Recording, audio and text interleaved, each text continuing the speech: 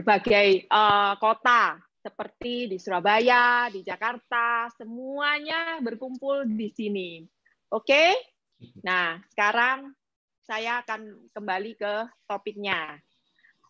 Di masa pandemi ini banyak orang yang takut untuk pergi ke rumah sakit, padahal sebenarnya mereka butuh. Dan ada beberapa penyakit atau beberapa tantangan kesehatan yang sebenarnya perlu sekali mendapat penanganan yang cepat. Perkenalkan, nama saya Anggraini. Saya dari kota Surabaya. Kali ini saya akan membawakan topik yang sesuai dengan judulnya, yaitu tentang stroke. Stroke ini membutuhkan penanganan yang cukup cepat. Kembali yang seperti saya katakan tadi, bahwa banyak orang yang takut untuk ke rumah sakit karena keadaan pandemi seperti ini. Oke, saya nggak akan panjang lebar, sesuai dengan judulnya, yaitu tentang stroke itu tadi. Saya akan mengundang salah satu narasumber saya yang sangat spektakuler dan sangat amazing banget. Seorang dokter ahli bedah. Oke, saya akan panggil, saya akan undang Dr. Sugeng. Halo. Halo Dr. Sugeng. Halo. Bagaimana kabarnya Dr. Sugeng? Ya, semuanya sehat ya. Lagi ada di Surabaya atau lagi ada di Bojonegoro nih? Surabaya. Ada di Surabaya ya. Oke. Sekarang kita akan belajar bersama ya, Dok. Kita pengen dengar sharing tentang stroke, tentang gaya hidup, dan sebenarnya penyebabnya itu apa. Karena menurut survei, stroke ini merupakan 3 besar penyakit penyebab kematian. Benar ya, Dok ya? Ya. Itu menurut saya ya. Menurut saya survei-survei nih, saya ngeliat-liat itu seperti itu. Sekarang banyak orang yang nggak mengerti sebenarnya stroke itu apa. Saya cuma mengerti kata stroke-nya, tapi sebenarnya stroke itu seperti apa, kita kadang-kadang nggak paham. Boleh nggak cerita, Dok, stroke itu sebenarnya apa? Stroke, definisi stroke-nya ya. Stroke adalah suatu gangguan saraf akut yang disebabkan karena gangguan aliran atau peredaran darah ke otak. Oke. Itu. Terus habis itu, yang saya tahu stroke itu ada 2 ya, Dok ya, boleh, atau ada berapa macam ya, boleh dijelaskan, Dok? Kalau garis besarnya stroke itu ada 2, yaitu stroke karena perdarahan dan stroke karena pembuluh darahnya orang awam bilang buntu gitu aja. Nah, kalau yang perdarahan kurang lebih ya 15% ya. Kalau yang buntu itu 85% kejadiannya. Jadi stroke itu ada 2, yang satu karena penyumbatan, yang lainnya ada, yang satunya lagi karena pendarahan ya, Dok ya. Penyebabnya apa, Dok, biasanya stroke itu? Penyebabnya yaitu satu, yaitu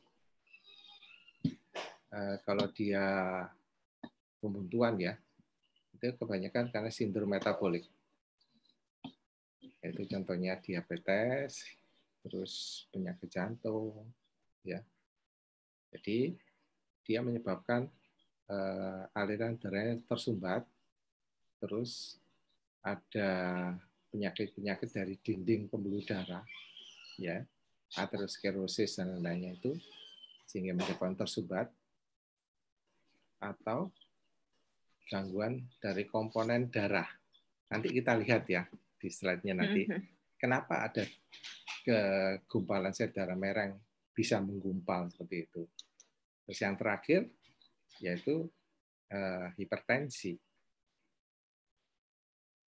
Oh, ini ya, Dok kita ya. lihat seperti supaya, itu ya, itu dibagi kanan dan kiri kan. Nah, kalau yang sebelah kiri itu kita lihat itu bisa sumbatan ya karena ada trombus di dinding darahnya, pembuluh darahnya. Terus ada gumpalan darah yang lari ke otak terus sumbat gitu. Terus ada yang karena gangguan ya, misalkan shock yang berkepanjangan, akhirnya ya gangguan darah ke otak juga terganggu. Yang sebelah kanan itu perdarahan. Perdarahan bisa di luar otak atau di dalam otak seperti itu. Jadi ini bisa kita semua bisa lebih mengerti lah ya perbedaan antara penyumbatan dan juga pendarahan. boleh dibagi Kalau nggak dok tanda sorry gejala-gejalanya ya.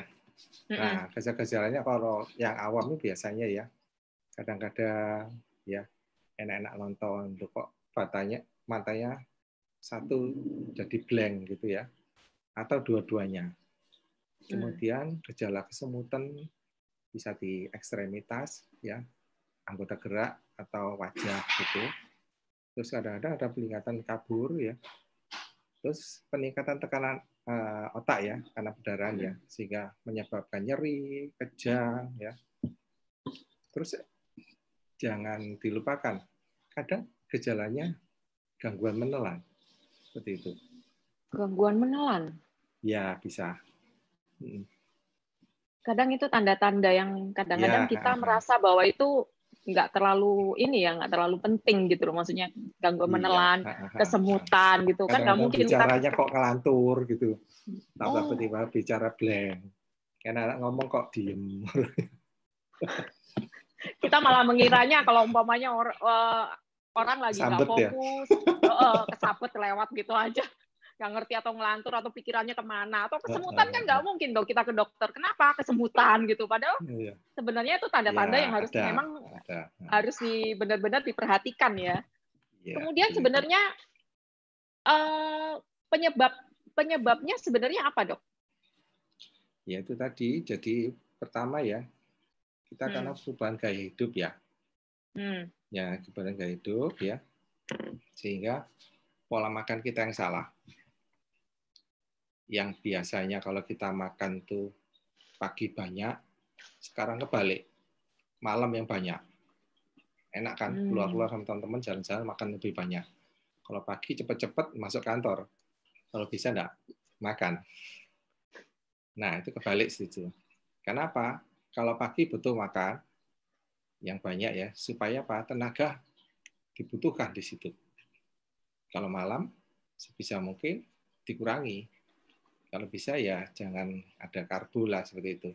Karena apa? Habis setelah makan kebanyakan langsung tidur.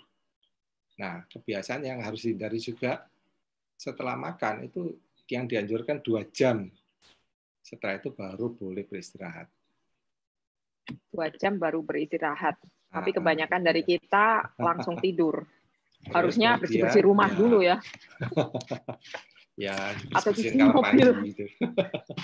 Sama cuci mobil mungkin ya. Nah, bisa menghilangkan mobil malam bisa belonteng semua. Nggak bersih. Dan kebiasaan kita malam itu biasanya mengemil ya dok ya. Ya, itu. Habis nonton, enak kan nonton televisi, ngemil terus. Nimbun itu namanya. Enak itu sama berdua gitu ya, sambil ngemil, sambil nonton TV. Wah, itu pekerjaan paling enak gitu di malam hari. Terus kebiasaan lagi yang nggak sesuai itu merokok. Karena merokok juga merusak pembuluh darah. Ya, merusak fibrin juga. Seperti itu. Terus kemudian minum alkohol. Kebanyakan minum alkohol. Seperti itu. Kemudian yang terakhir, gerak kita yang kurang. Kita tidak istilahnya tidak melakukan olahraga. Ya, minimal 30 menit sehari atau bisa dibagi 3 gitu. 10 menit gitu, nggak apa-apa. 10 menit aja cukup ya, pokoknya tiap hari. Ya, tapi kali intinya 3. Rutin ya. 10 menit kali 3. Oh, 10 menit kali 3. Oke. Nanti dikira 10 menit aja tiap hari cukup gitu. Ternyata sebenarnya olahraga juga harus rutin tiap hari ya. Iya. Saya kira cuma itu aja dok, 10 menit udah selesai gitu aja. Soalnya harus diimbangi juga ya dok ya. Dengan apa yang kita makan sebenarnya dengan apa yang kita keluarkan juga harus seimbang dalam arti olahraganya itu tadi ya. Ya. Itu tadi dokter memberikan tentang penyebabnya dan juga bagaimana mencegahnya lebih tepatnya ya dok ya. Kemudian pertolongan pertama dok, kalau kita udah ngelihat tanda-tandanya nih yang mengkhawatirkan gitu, kan tanda-tandanya tadi sebenarnya udah kelihatan gitu ya. Itu pertolongan pertamanya apa? Pertama prinsipnya kita harus bebaskan jalan nafas. Kalau dia habis makan tuh ya kena stroke ya, bisa tersedak meninggal cepat di situ, bukan karena stroke-nya, karena tersumbat jalan nafasnya. Terus kita perhatikan juga lingkungan sekitarnya, apa ada yang membahayakan dia. Terus kita lihat peredaran darahnya, kita raba juga kelihatan seperti itu. Nah, setelah itu baru mencari pertolongan. Mencari pertolongan berarti cepat-cepat ke rumah sakit ya, lebih tepatnya gitu. Cepat ditangani. Harus cepat ditangani gitu loh. Ini saya pernah dengar dok, ada orang yang bilang golden hour ya, atau pada saat golden period atau golden hour ya, pada waktu ya kena gejala awal itu tuh. Kalau yang infak atau sumbatan itu di bawah 6 jam. Jadi, di bawah 6 jam. Ya, pulihnya bisa lebih bagus ya. Kalau perdarahan, ya kita lihat tindakan operasi itu dilakukan di bawah 3 jam yang terbaik. Di bawah 3 jam ya. Ya, tapi kita harus bedakan ya. Di sini kita bisa membedakan ya antara stroke karena perdarahan atau stroke karena sumbatan. Bahasa awamnya ya, sumbatan aja gitu ya. Nah, kalau dua-duanya mendadak ya. Kalau yang perdarahan ada riwayat hipertensi ya. Terus kemudian kalau perdarahan dia sedang aktif. Sedang aktif bukan olahraga aja loh ya. Sedang nonton film tinju atau nonton sepak bola lagi seru-serunya itu aktivitas itu namanya. Kalau yang sumbatan itu waktu istirahat. Terus kalau sumbatan ada gejalanya. Jadi tadi ya kesemutan, tiba-tiba kelihatan blank, terus bicaranya tahu lo kok bicara ngantur, ada gangguan menang, nah yang lain-lain seperti itu. Kemudian kalau yang perdarahan kebanyakan nyeri kepala lebih dominan juga. Kalau yang infak enggak atau minimal ya. Kemudian adanya kejang, terus muntah, itu peningkatan tekanan darah, peningkatan tekanan otak ya, itu terjadi pada perdarahan. Tapi yang sumbatan, enggak. Terus kesadaran menurun, kalau pada perdarahan cepat sekali. Jadi dia bisa pingsan, kadang bisa sampai koma. Kalau yang sumbatan, ya orangnya masih kayak orang teler-teler gitu ya. Intinya kita harus benar-benar aware banget ya, maksudnya gejala-gejalanya dan orangnya seperti apa, gejala-gejala kecil pun kita harus harus paham dan harus aware, karena itu dampaknya akan kalau nggak cepat dibawa ke rumah sakit atau pertolongan pertama akan nanti lebih dalam lagi atau lebih parah lagi, lebih tepatnya begitu ya dok. Karena kita kadang-kadang kalau kesemutan aja kita nggak punya, oh ya kesemutan biasa aja, kesemutan kita biasa kan kesemutan gitu, tiba-tiba ngeblank dan lain-lain gitu.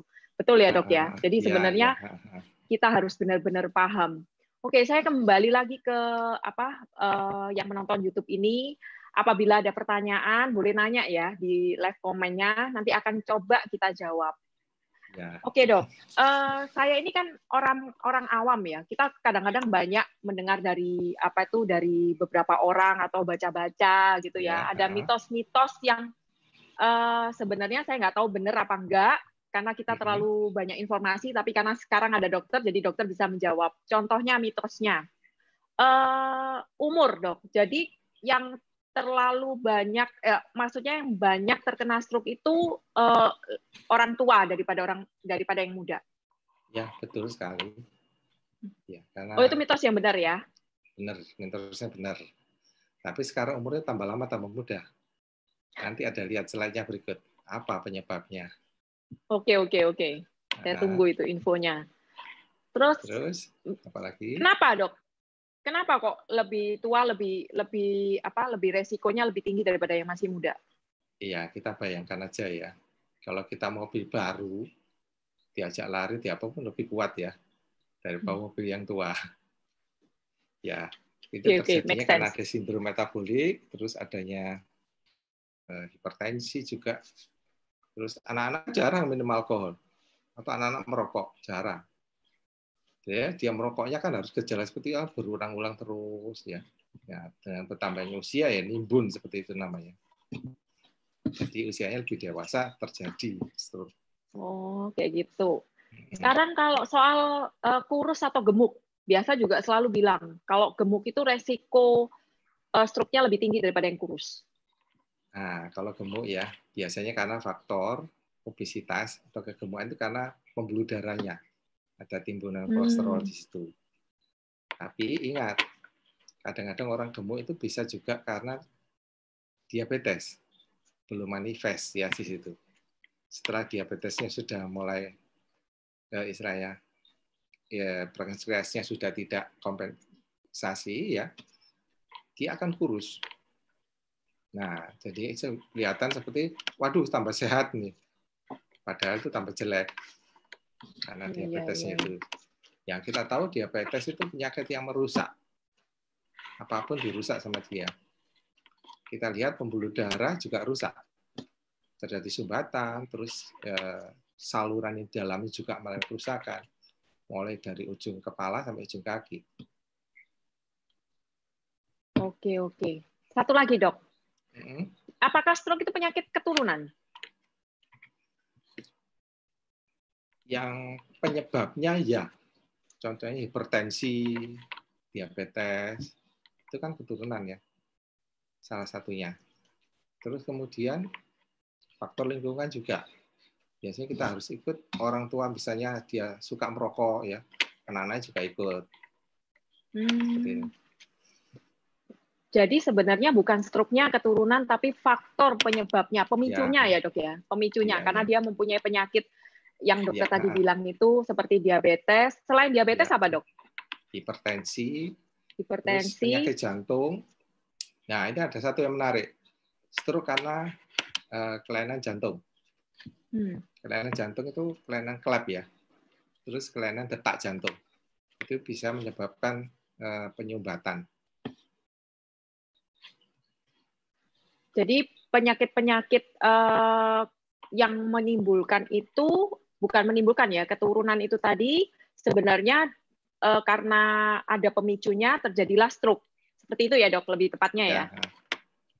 Nah, dokter ini kan yang saya tahu banyak menangani pasien-pasien diabetes juga. Ya. Dalam penanganannya itu Dok, bisa dibagi pengalamannya supaya mungkin ada metode-metode lain atau cara lain atau faktor pendukung yang bisa mempercepat kesembuhannya atau semacam kayak gitu. Barangkali dokter bisa memberikan masukan pengalaman-pengalaman yang pernah dokter alami. Ya, ada yang menarik ya. Itu ada satu pasien yang kakinya busuk ya. Dia menolak amputasi. Ya tetap saya rawat ya. Ya tendon-tendonnya, urat-urat itu kelihatan semuanya, tapi bisa nutup. Tapi dalam perjalanannya dia terjadi stroke. Pada saat itu di depan saya. Kaget saya lihat. Kakinya udah mau sembuh, kepalanya kena stroke. Nah, akhirnya saat itu juga saya bantu dengan alat bantu ya. Sehingga saat itu juga pasiennya bisa tertolong. Tanpa saya beri obat untuk melancarkan aliran darah di otak. Ya, kita lihat ya. Ada satu slide ya dari Dr. Magda ya. Kenapa stroke itu bisa terjadi? Karena kemajuan teknologi.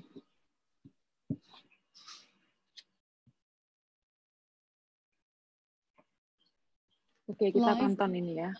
Ya. We can learn much by ini tahun looking at our 2009 ya. Ya. This short video shows a macrophage, which is like a vacuum cleaner, engulfing bacteria among red blood cells. Itu yang gerak-gerak I makrofag decided itu. to find out what my blood looked like. I pricked my finger, placed a drop of blood on a slide, and looked at it under the microscope. Ya, lihat This is what I saw. Sel-selnya bagus itu, bulat-bulat, ya. Tidak menggerombol, jarang kelihatan yang menggerombol itu. Oh iya. This testing was done ya. in clean Dia bebas dari gelombang elektromagnetik seperti wifi, komputer, HP. He looked at my blood again. This time, the cells are Itu sticking kelihatan, together like staples. 70 menit ketemu di komputer, dia langsung gerembel. Nah, itu sel darah merahnya. I used a cordless phone Terus for kalau 10 dia minutes and looked at menggunakan my blood. HP, 10 menit, And this wah is lebih what I parah saw. lagi. Very. Langsung lebih There ngerempel are seperti virtually ini. no single cells. Ini Most of the persis Hanya cells are 15 seperti menit. orang-orang, Hanya ya, 10 menit ini ya. ya, persis seperti orang-orang penderita stroke dan diabetes. learned is that my blood goes into Rouleau formation when I use a computer Nah, or a begini ya, mobile kita phone. lihat ilustrasinya. This type of pumping interferes with the release of oxygen and the Sel darah removal merah of waste bagus kan products. satu-satu seperti ini ya. Nah, bayangkan ada pembuluh darah kecil di otak seperti ini ya, yang hanya bisa dilewati oleh satu sel darah merah. Nah, kalau yang ngerempel tadi tidak mungkin bisa lewat. Consequences of Rouleau formation: poor circulation Jadinya resulting nggak in bisa lower lancar, itu yang oxygen. menyebabkan juga. Ya, gejala yang What paling are the dahsyat itu symptoms someone stroke. Finalnya dia headaches and seperti itu. fatigue, difficulty concentrating, numbness, tingling, and cold extremities, and possibly heart and blood pressure problems, including risk of stroke. What is the significance of this? Live blood analysis may be a good diagnostic for electrohypersensitivity. Nah, sel darah merah itu sensitif sekali terhadap gelombang elektromagnetik atau frekuensi yang dipancarkan oleh HP, oleh komputer, alat-alat listrik, dan lainnya. Nah, Padahal kita lihat slide-nya berikutnya yang menjelaskan ya penyakit stroke dan diabetes, gejalanya juga mirip seperti itu. Oh. Ini contohnya ya dok ya, karena ya, jadi sel darah kita diteteskan kelihatan seperti itu.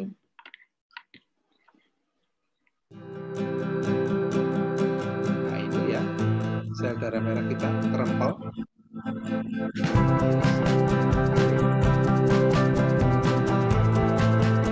Ada stroke ya, gumpalan itu ya sel darah merahnya. Ada diabetes juga begitu. Kedeleketan sel darah merah yang lainnya. Nah, ini bisa saya gunakan ya, bisa untuk terapi berikutnya ya, yang jadi pertolongan pertama untuk kita. Nah, ini slide-nya, kita beri makanan untuk metabolisme selnya, kita beri alfaspin untuk melancarkannya, aliran darahnya, dan hasilnya jadi begini. Ini salah satu yang bisa menjelaskan kenapa pasien yang saya rawat dengan diabetes ya, tapi mau amputasi, nggak jadi, lebih baik, terus terjadi stroke. Saya gunakan dua device ini, dua alat ini, alfaspin, stroke-nya bisa langsung teratasi saat itu juga. Untuk alfaspin berarti dia itu mengharmonisasikan, intinya kan mengharmonisasikan frekuensi ya dok ya, karena kita ini dikelilingi oleh wifi, elektronik macam-macam lain-lain di sekitar kita semua dan nggak bisa kita hindari, lebih tepatnya kan kayak gitu, tiang-tiang listrik yang banyak, kemudian kita juga nggak bisa lepas dari HP. Tadi itu kayak yang tadi dokter tunjukkan itu dalam 10 menit aja aliran darah atau sel darah merah itu berdampak sekali gitu loh dengan dengan frekuensi itu tadi, benar ya dok? Maksudnya kan begitu ya? Dan ternyata mempengaruhi juga untuk pasien-pasien atau orang-orang yang punya gejala atau punya tantangan kesehatan yang tadi dokter macam-macam kayak berbagai macam penyakit-penyakit itu tadi. Terus gangguan dari jantung, gumpalan darah seperti itu, akhirnya yaitu membantu proses penggumpalan darah itu. Supaya bisa ada aliran-aliran darah yang bisa lewat gitu ya dok ya. Karena itu bisa mempercepat juga untuk penyembuhan. Lebih tepatnya begitu ya dok ya? Iya, seperti itu. Nah, kalau yang tadi dokter bilang soal alpha meta itu apa dok? Alpha meta itu makanan, ya. Dia memberi makanan memperbaiki metabolisme tubuh kita. Saya cobakan pada pasien diabetes saya yang dia pakai insulin ya. Insulin yang long acting 15 unit, yang short acting Actrapid itu dia pakai sekitar 8 unit. Setiap kali makan dia suntik. Ya. saya beri alfa meta, ya, sehingga insulinnya itu bisa saya ganti dengan yang tablet, switch gitu. Senang sekali. Jadi dia setiap kali makan tidak harus suntik. Kemudian HbA1c-nya itu bisa turun. 8 bulan yang lalu dia sekitar 14, terus 5 bulan yang lalu dia turun jadi 10, terus yang terakhir dia report ke saya, HbA1c-nya itu 6. Jadi kayak orang normal. Keren ya. Iya. Jadi lebih tepatnya itu alfa meta itu apa ya? Semacam untuk merenovasi tubuh kita. Sehingga tubuh kita jadi kembali metabolisme ke asalnya. Kemudian secara fisik kita juga kelihatan lebih bagus. Jadi ini selnya ya, Dok, yang dikasih makan ya, intinya. Ya. Supaya karena seringkali kita makannya kan apa ya, Dok ya, yang tadi gaya hidup kita yang ngomel apa segala macem, terus habis itu kita lupa bahwa sebenarnya kita ini kan tubuh kita juga terdiri dari sel kan, dan selnya itu lupa kita nggak kasih makan, jadi pada waktu ini ya, pada waktu produksi lagi gitu ya, Dok ya, lebih tepatnya gitu ya. Itu, ya. Jadi kerja metabolisme, kerja enzim-enzim juga dikembalikan lagi ke normal. Oke. Jadi itu dua hal, satu itu device, satunya makanan sel, itu yang membantu untuk mempercepat penyembuhan. Iya. Benar ya, Dok ya? Kayak gitu ya? Iya.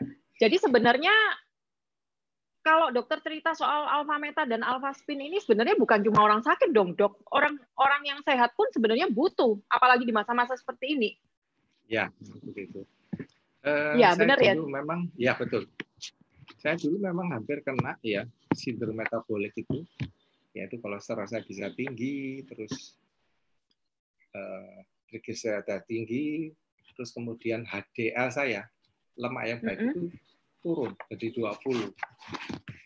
Terus kemudian gula darah saya acaknya bisa naik jadi 150. Nah, saya juga mengkonsumsi obat waktu itu. Saya belum konsumsi alfa meta. Lama-lama juga belenger ya minum obat. Iya dong. Nggak enak tuh minum obat. Nah, teman saya minum Aspilet itu supaya darah saya itu encer. Waduh, paling nggak enak itu. Kena gores sedikit, kena bentur sedikit, kulit saya biru-biru. Nah, efek samping panjang yang kita nggak enak kan, yaitu bisa lambungnya bisa luka, bisa perdarahan lambung seperti itu, bisa sampai jebol juga. Nah, saya lihat efek samping seperti itu ya mikir. Akhirnya saya ketemu alfa meta, saya konsumsi itu aja. Pengganti karbohidrat saya. Jadi karbohidrat saya kurangi, saya gunakan pagi yang banyak, siang sedikit, malam kadang-kadang juga tidak ada karbohidratnya. Saya gunakan alfa meta itu, sekarang jadi bagus semuanya. Hanya saya lemak yang baik itu naik jadi 55. Yang lainnya normal semuanya. Jadi ini benar-benar membantu ya, Dok ya, membantu untuk memperbaiki tubuh kita. Walaupun kita nggak, kalau memang kita punya tantangan kesehatan, tetap nggak boleh melepaskan obat-obatan dan lain-lain. Tapi ini memang untuk memperbaiki dua hal ini ya, alfa meta dan alfa spin tadi ya. Dan yang saya tahu juga dokter juga memakaikan atau pasien-pasien dokter itu juga dokter merekomen ya. Ya, coba kita lihat slide ini ya. Yang cukup menarik ya. Ini pasien kena stroke sumbatan atau infak itu yang ketiga. Pertama kena kanan, terus kena kiri, terus sekarang ketemu saya kena yang kanan lagi. Gantian. Iya, gantian. Nah, boleh waktu pertama kali ketemu saya beri rangsangan nyeri. Ya.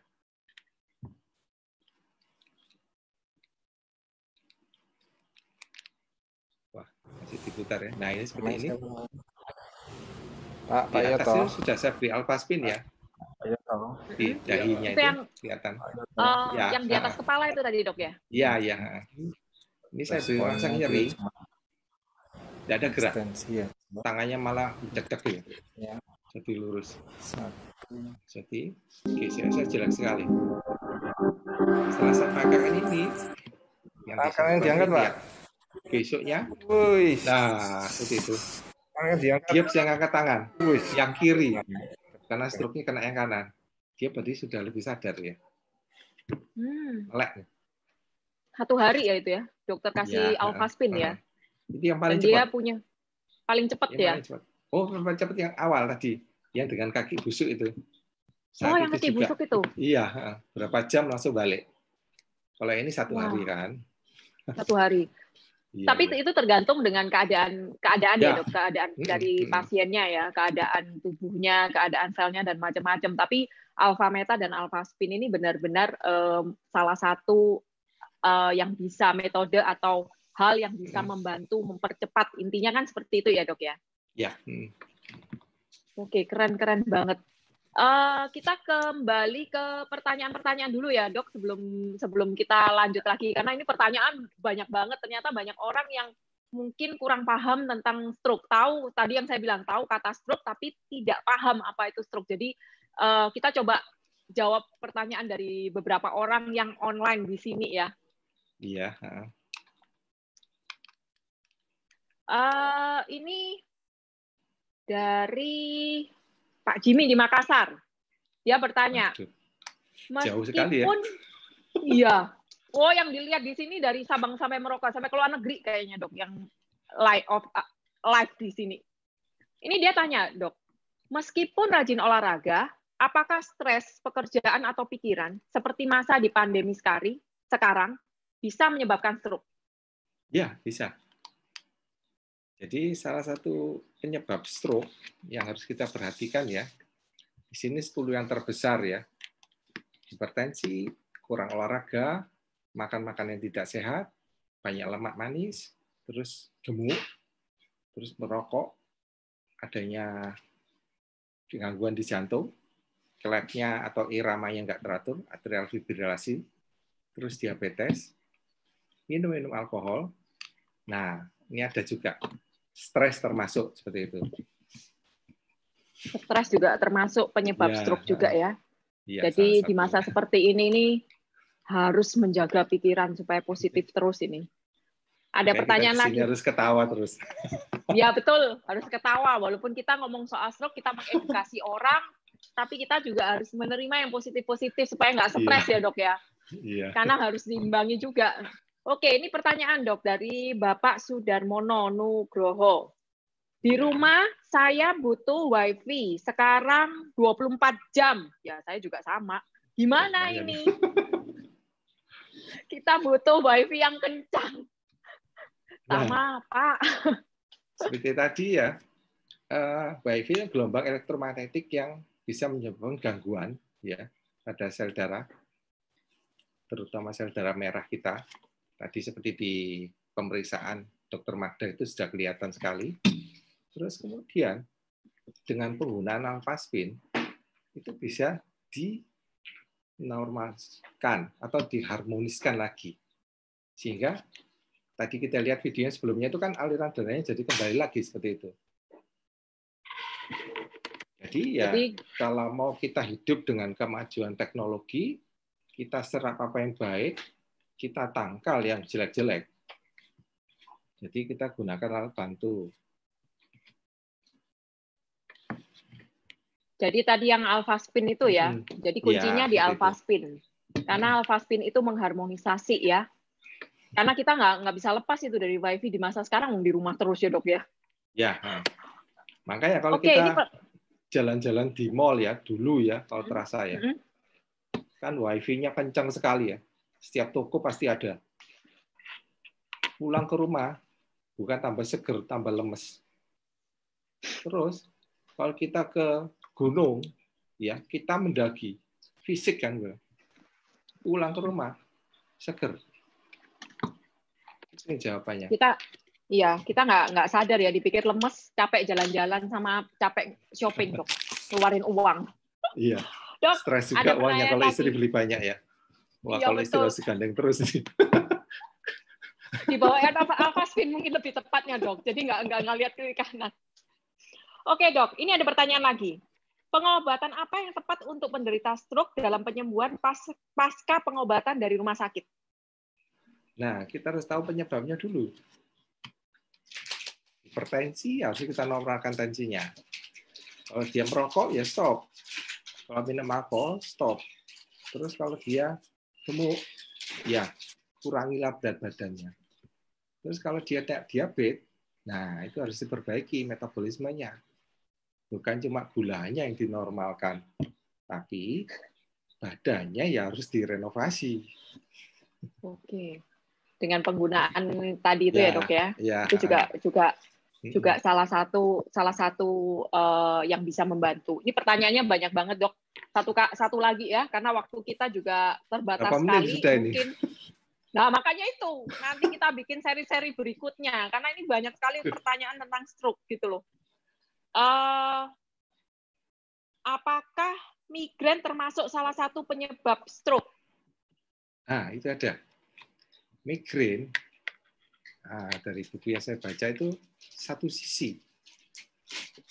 Nah, kalau sudah sering-sering seperti itu ya, apalagi tambahan gejala yang lainnya harus hati-hati. Jadi kita harus lihat faktor penyebab yang lainnya apa. Itu migrain salah satu dari penyumbatan. Jadi daerah otak mana yang kena yang menyebabkan dia migrain seperti itu. Makanya ada gejala seperti itu, cari pertolongan ke dokter saraf yang ada di rumah sakit tersebut. Intinya kalau seumpamanya ada gejala-gejala yang kita nggak ngelihat besar atau kecil, kita harus cepat untuk berkonsultasi. Karena kita kan nggak tahu ya.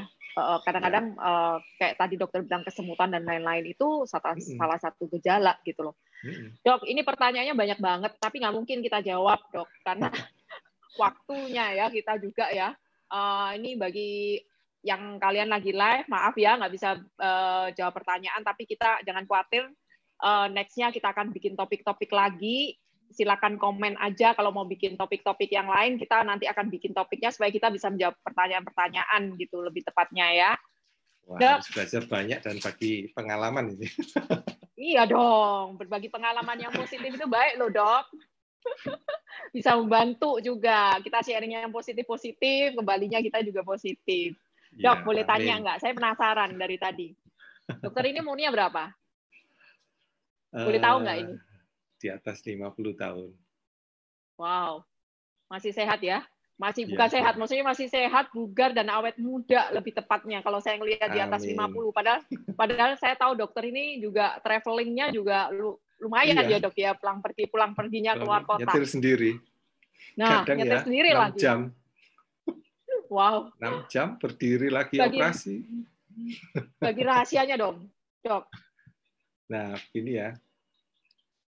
Uang memang bisa kita cari ya. Tapi kalau kesehatan, badan yang rusak, tidak ada yang menggantikan. Sehingga saya pilih badan saya harus sehat. Kalau badan saya sehat, saya bisa mencari uang atau istilahnya menarik magnet supaya orang-orang datang ke saya, bisa berbagi uang ke saya. Setuju. Sehat itu penting. Iya. Kemudian kebiasaannya dok, kebiasaan sehari-harinya pasti ada. Kebiasaan sehari-hari ya. Kalau pagi saya bangun ya, olahraga dulu ya sekitar 40 menit. Seminggu bisa 4 sampai 5 kali. Terus setelah itu saya mengkonsumsi alpha meta. Jadi habis olahraga kan capek nih. Begitu saya minum alpha meta, rasanya seperti bertenaga lagi. Nah, setelah itu saya mandi dan lain-lainnya, baru saya makan. Nah, aktivitas sehari-hari. Siang juga saya lakukan seperti itu. 30 menit sebelum makan, konsumsi alpha meta dulu, supaya apa yang tubuh kita butuhkan itu direparasi dulu, enzimatiknya, terus baru makan.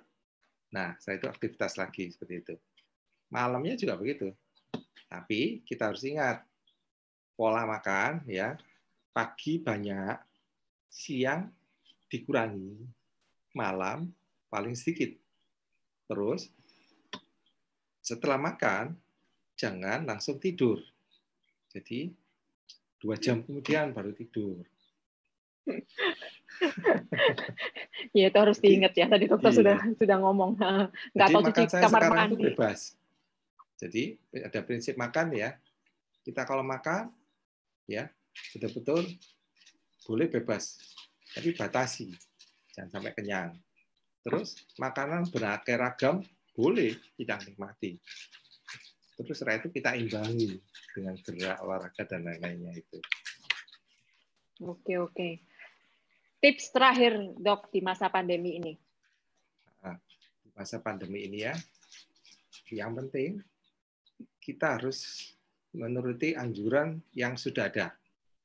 Pakai masker, social distancing, jaga jarak, ya, cuci tangan sebelum kita menyentuh wajah ya. Terus jaga imunitas tubuh. Jadi imunitas tubuh harus dijaga. Ya, daya tahan tubuh kita ini harus dijaga. Betul. Oke, Dok. Waktu nggak berasa banget ini ngobrol-ngobrol sama dokter. Sebetulnya banyak loh yang mau diceritain ini. Banyak banget. Makanya next mungkin kita bisa bikin ini chapter-chapter atau bab-bab selanjutnya nih bercerita tentang stroke dan macam-macam, karena sebenarnya banyak sekali dan pertanyaannya yang masuk banyak sekali. Cuma kita sampai di sini dulu. Nanti kita ketemu di lain kesempatan. Terima kasih loh Dok, sudah waktunya di tengah kesibukan yang seperti ini. Thank you buat waktunya. Salam untuk keluarga dan sehat selalu. Ya. Di malam. Oke. Sekarang ini yang penting adalah jaga pola hidup. Ya. Jadi ayo mari kita sama-sama jaga kesehatan. Sayangi ya tubuh kita. Hanya terus seperti yang dokter anjurkan tadi, benar-benar diperhatikan. Dan satu lagi, hanya membagikan berita-berita positif. Karena dengan membagikan yang baik, kita juga akan mendapatkan atau menerima kebaikan juga. Ya. Dan ikuti terus channel FFG Bizworld ini untuk topik-topik yang baik dan positif. Jadi share yang baik-baik. Ya, supaya kita juga mendapatkan yang baik. Betul. Dan jangan lupa subscribe, like, dan share kepada siapapun yang membutuhkan. Karena kita akan membagikan dan memberikan info-info yang positif buat kalian semua dan kita semua. Akhir kata, hidup ini adalah anugerah. Jangan pernah sia-siakan hidupmu. Kesehatanmu adalah berkah. Senantiasa jagalah tubuhmu. Keep healthy, happy, and harmony. See you. See you. Bye.